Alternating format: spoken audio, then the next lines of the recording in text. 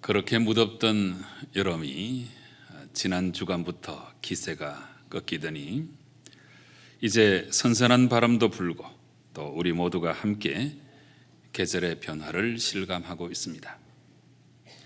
참 이런 것을 보면 우리 하나님의 섭리가 놀랍기 그지없습니다. 어떻게 이렇게 때가 되면 그 무덥던 여름이 물러가게 하시고 또 가을이 오게 하시는지 우리 하나님 아버지의 그 섭리와 역사에 감탄할 따름입니다. 사실 입추는 벌써 지났고 지난 8월 8일이 입추였죠. 그리고 그제가 바로 처서였습니다. 이 처서는 24절기 가운데 14번째 절기입니다. 옛말에 이런 말이 있습니다. 처서가 땅에서는 귀뚜라미 등에 업혀오고 하늘에서는 뭉게구름을 타고 온다. 이 말은 처서 때가 되면 여름은 물러가고 본격적으로 가을의 기운이 이제 자리 잡는 때라 하는 이야기입니다. 사실 이 처서라고는 말 자체가 한자어로 풀이하면 처는 처분할 처자이고 서는 더울 서자입니다. 그래서 처서는 더위를 처분하는 절기다 하는 뜻입니다. 그래서 더위를 처분하는 이 처서의 절기에 이것을 우리가 영적으로도 잘 활용을 해서 정말 처분해야 할 것을 처분하는 절기가 바로 이 처서의 절기라고 할 수 있습니다. 그동안은 너무 무더워서 정신줄을 놓고 지냈는데 그런데 이제는 선선한 바람이 불어오고 가을이 성큼 다가오는 절기인데 이런 때에 우리는 정말 영적으로 자기 자신을 깊이 돌아보고 처분해야 할 것을 처분해야 하는 것입니다. 그렇다면 우리는 이 처서의 계절에 무엇을 처분하면 좋겠습니까? 우리가 처분해야 할 것이 한두 가지가 아니겠습니다만 무엇보다 나태와 게으름을 처분해야 하는 것입니다. 여름의 무더위는 우리들로 하여금 모든 것을 다 내려놓게 만들고 지극히 게으르고 나태하게 만들었는데 이제는 처서의 계절에 바로 이 게으름과 나태함을 우리가 처분해야 하는 것입니다. 그래서 게으름과 나태를 처분하고 이제는 성실과 열정을 회복해야 되는 때가 바로 이 처서의 계절이다 하는 것입니다. 여러분, 우리 인생 가운데 이 성실만큼 중요한 것이 없습니다. 무엇을 하든지 간에 어떻게 살든지 간에 일단은 열심히 살고 볼 일인데 그래서 우리 인생 가운데 이 성실만큼 중요한 것은 없다는 사실입니다. 운동선수도 그렇고 예술을 하는 사람들도 그렇고 사업을 하거나 창작을 하거나 일반적인 모든 삶에 있어서도 열심히 성실히 하지 않는데도 무엇을 이루는 법은 절대로 없습니다. 여러분에게 자주 드린 말씀입니다마는 미쳐야 미친다 이런 표현이 있습니다. 앞에 있는 미치는 것은 열정을 말하는 거죠. 그리고 뒤에 있는 미치는 것은 도달한다는 것입니다. 그래서 정말 열정적으로 미친 듯이 성실히 임해야만 우리는 어떤 지점에 도달할 수 있다는 이야기입니다. 오늘 본문에는 인생의 아주 곤란한 문제 앞에 직면하고 있는 한 시인의 모습이 등장하고 있습니다. 오늘 시인이 직면한 인생의 문제는 우리 삶 속에 가득 들어차 있는 모순의 문제입니다. 여러분, 그 모순의 문제는 1절 말씀부터 당장 나타나고 있습니다. 악을 행하는 자들 때문에 불평하지 말며 불의를 행하는 자들을 시기하지 말지어다. 여러분, 이 1절을 보니까 시인은 지금 어떻게 이 악한 사람들이 이렇게 승승장구하고 있고 형통하고 불의를 행하는 자들이 왜 이렇게 인생이 더 잘 되는가 하는 것에 대해서 아주 깊이 고민하고 있는 것 같습니다. 이 고민은 선과 악의 구분이 희미한 데서 오는 갈등이고 심지어 악인이 더 득세하는 상황이 계속되는 가운데 하나님이 살아계시다면 어찌 이럴 수가 있는가 하는 심각한 고민입니다. 그런데 오늘 시인의 이런 고민은 실제로 우리의 삶의 현장에서도 늘 우리가 경험하는 고민이 아닐 수 없습니다. 늘 죄를 짓고 악한 일을 밥 먹듯이 행하는 사람이 오히려 승승장구하고, 불의를 행하는 사람들이 더 건강하고, 악한 사람들이 오히려 더 형통한 삶을 살아가는 경우를 우리는 살아가면서 종종 자주 목도하고 있습니다. 이런 때에는 우리도 역시 하나님이 살아계시다면 왜 저런 자들을 심판하지 아니하시고 저렇게 잘 되도록 내버려 두시는가 생각하면서 깊은 회의감에 빠지게 되는 것입니다. 정말 이 문제는 오늘 시편을 기록한 시인이나 우리 모두가 다 함께 인생의 삶의 현장에 분명히 경험하고 있는 삶의 모순이 아닐 수 없습니다. 그런데 이런 고민을 갖고 있는 시인에게 하나님은 먼저 1절에서 이렇게 말씀하십니다. 악을 행하는 자들 때문에 불평하지 말며 불의를 행하는 자들을 시기하지 말지어다. 그리고 이어서 2절에서는 그렇게 불평하지 말고 시기하지 말아도 좋을 그런 이유를 우리에게 알려주시는데요. 2절 말씀 보시기 바랍니다. 그들은 풀과 같이 속히 배임을 당할 것이며 푸른 채소같이 쇠잔할 것임이로다. 하나님께서는 악인들이 아무리 승승장구할지라도, 악인들이 아무리 형통한 것처럼 보여도 그들은 풀과 같고 그들은 푸른 채소와 같을 뿐이라고 말씀하고 계시는 것입니다. 지금 잠깐 동안은 그들이 그렇게 승승장구하는 것처럼 보여도 여러분, 풀이 얼마나 잘 자랍니까? 그러나 그들은 속히 배임을 당할 것이라 하는 것입니다. 그러니까 그들의 행태를 하나님께서 다 지켜보고 계시고, 언젠가는 호련히 종말의 날이 다가올 것이고, 그 후에는 그들이 행한 대로 반드시 갚을 것이라고 하나님께서 분명히 말씀하고 계시는 것입니다. 그러므로 오늘 시편 37편 하나님의 말씀은 악한 자들이 잘 되는 것을 보고 불평하거나 그들이 승승장구하는 것을 보고 시기할 필요가 없다는 것입니다. 왜냐하면 그들이 풀처럼 잘 자라나도, 채소처럼 푸르름을 자랑해도, 그러나 그들은 속히 베일 것이고 아주 빨리 쇠잔하게 될 것이기 때문입니다. 그리고 이어서 이제 하나님은 믿음의 사람들이 이렇게 모순이 가득한 삶의 현장 속에서 과연 어떻게 살아가야 하는지에 대해서 분명하게 알려주고 계십니다. 여러분, 이제 3절 말씀을 보시기 바랍니다. 여호와를 의뢰하고 선을 행하라. 땅에 머무는 동안 그의 성실을 먹을거리로 삼을지어다. 여러분, 이 말씀에 의하면 지금 3가지가 나오죠. 이 모순 덩어리의 세상 가운데 살아갈 때에 가장 먼저 기억해야 하는 것은, 먼저는 하나님을 믿으라 하는 것입니다. 세상 바라보지 말고 하나님을 의뢰하라 하는 것입니다. 여호와를 의뢰하고, 그리고 그 하나님을 믿고 그 후에는 어떻게 하라고 그랬습니까? 네, 끝까지 선을 행하라는 것입니다. 선하신 하나님의 뜻을 따라서 흔들리지 말고 선을 행하라 하는 것입니다. 그리고 그 다음에 오늘 주제와 연관된 정말 중요한 말씀을 하셨는데요. 땅에 머무는 동안 그의 성실을 먹을거리로 삼으라 말씀하고 계십니다. 여러분, 여기에 땅에 머무는 동안, 이 표현은 이 모순 덩어리의 세상에 사는 동안, 이런 뜻입니다. 그래서 이렇게 모순이 가득한 세상 가운데 살아갈 때 무엇보다 중요한 것은 바로 성실을 먹고 마셔야 된다 하는 것입니다. 여러분, 우리는 매일 음식을 먹어야 살 수 있습니다. 그런데 우리가 매일 음식을 먹고 생명을 유지하는 것과 마찬가지로 우리는 매일매일 하나님의 성실을 먹고 마시며 이 모순의 세상을 이겨나가야 된다 하는 권면입니다. 사랑하는 성도 여러분, 성실함이 얼마나 중요하면 하나님께서 이렇게까지 말씀하실까요? 성실을 먹으라. 그런데 여기서 중요한 것은 성실은 성실이되 이것은 하나님의 성실함을 말하고 있습니다.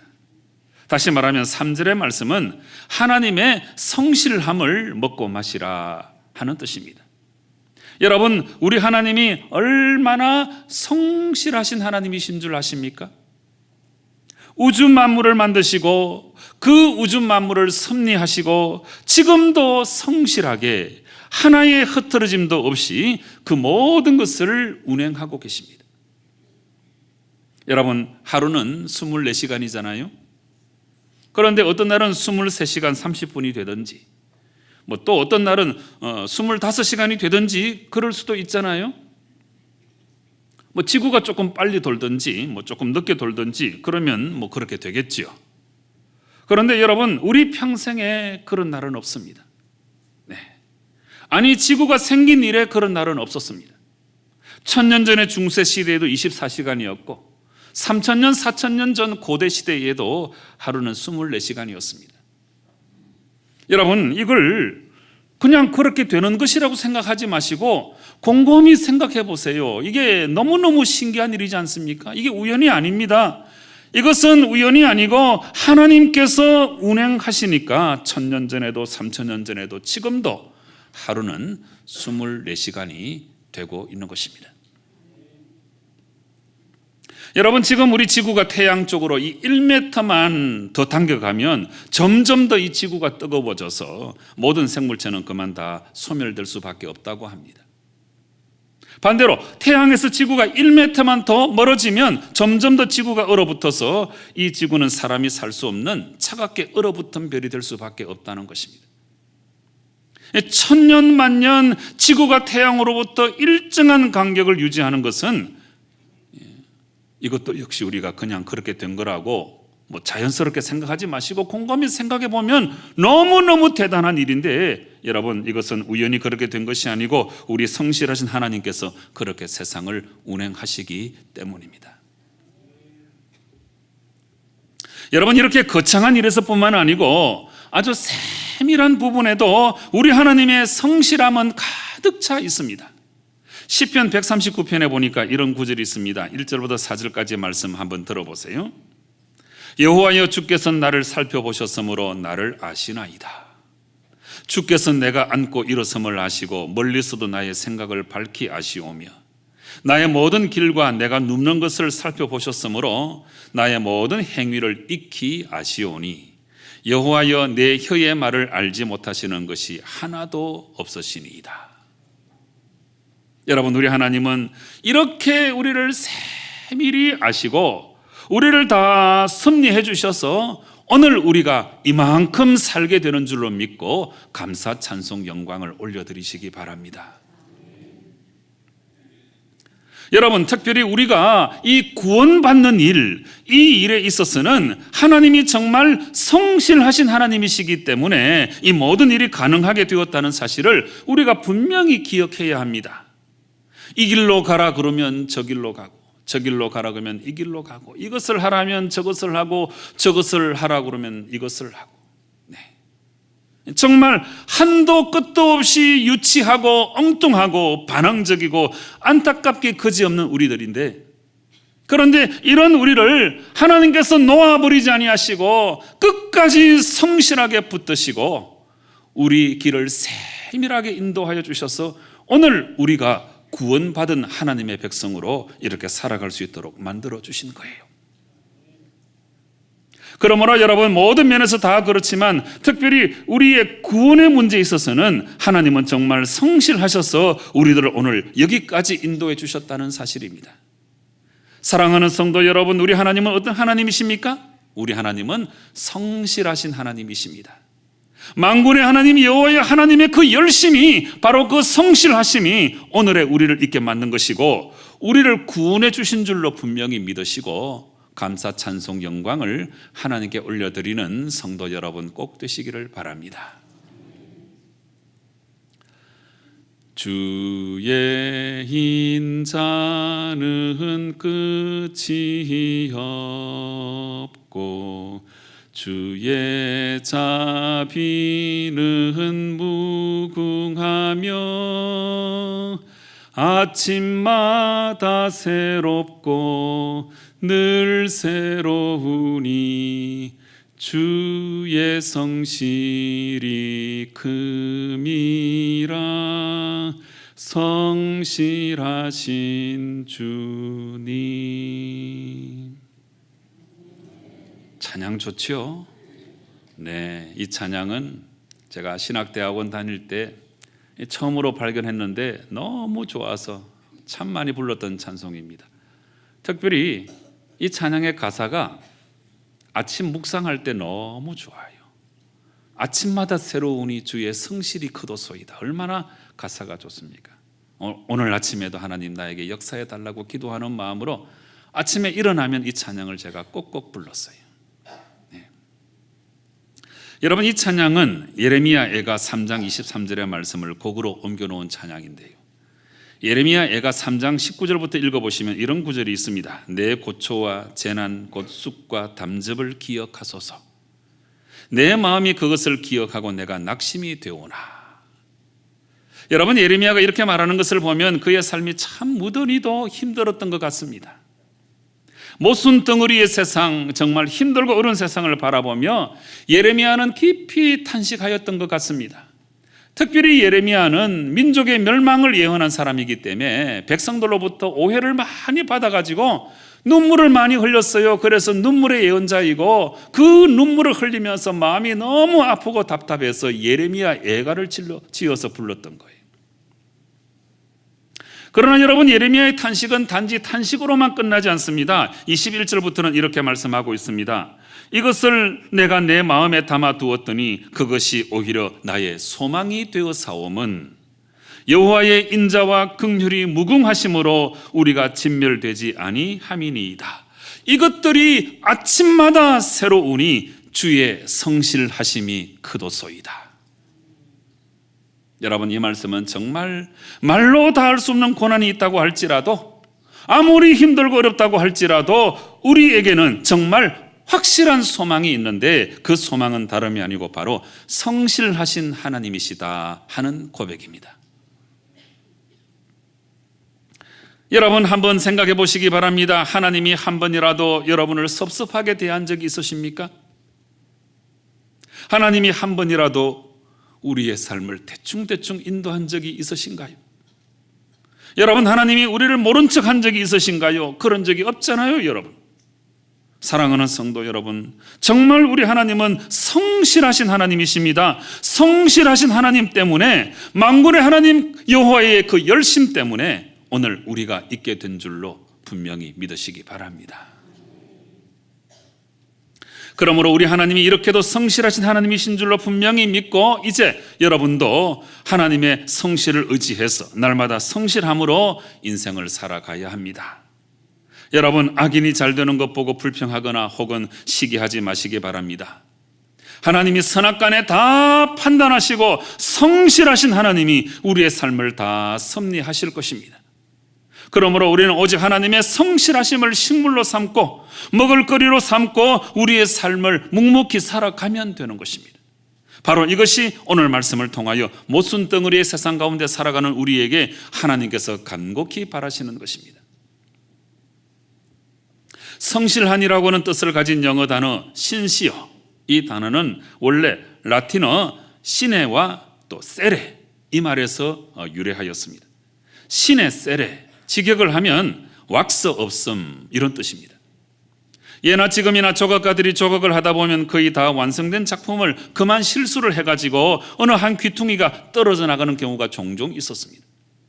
옛날에는 이런 경우에 당시로는 최첨단 접착제인 세레, 그러니까 이 왁스로 다시 붙여가지고 내다 팔곤 하였습니다.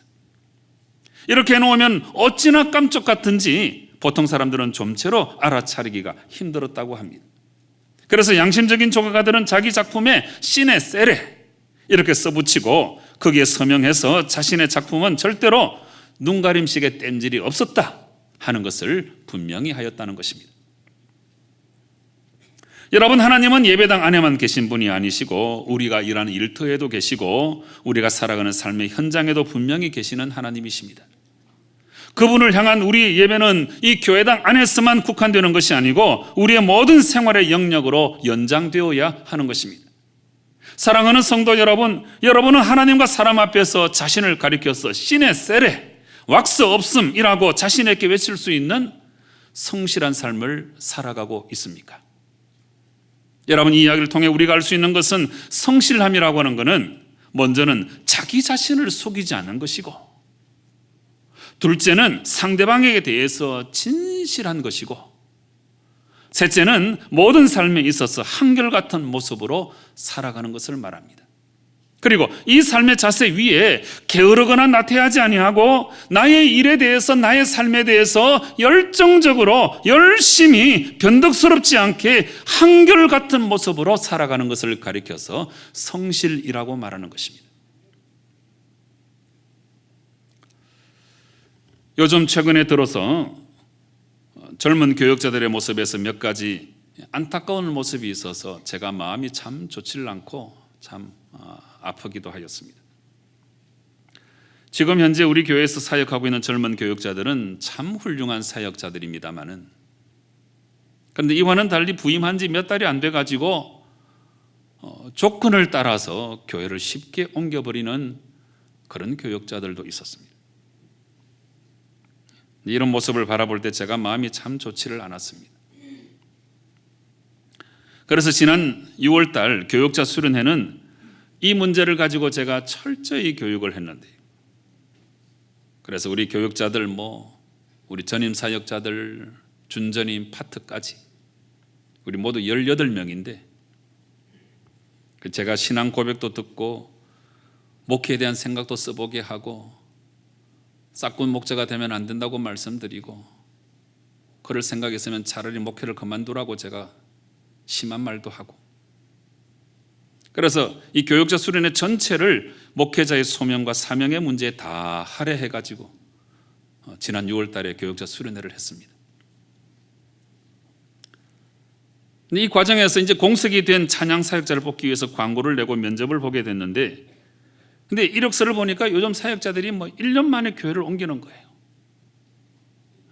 이건 아니잖아요. 1년 만에 막 교회를 수시로 옮기는 거예요. 그래서 우리 장로님들과 함께 면접을 하면서 참 고심을 많이 했는데, 그 면접 중에 장로님 한 분이 이런 말씀을 하셨습니다. 심긴 곳에서 꽃을 피워야 한다.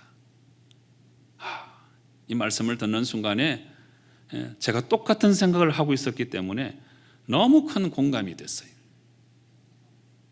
나무는 자신이 심긴 곳에서 꽃을 피우고 그 심긴 곳에서 열매를 맺습니다.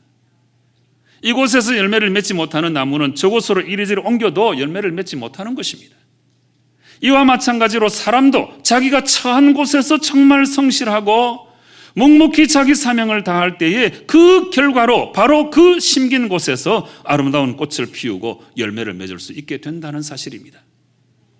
여러분, 이것은 있는 자리에서 우리가 성실함으로 살아가는 것이 얼마나 중요한가 하는 것을 잘 알려주는 표현입니다. 심긴 곳에서 꽃을 피워야 한다.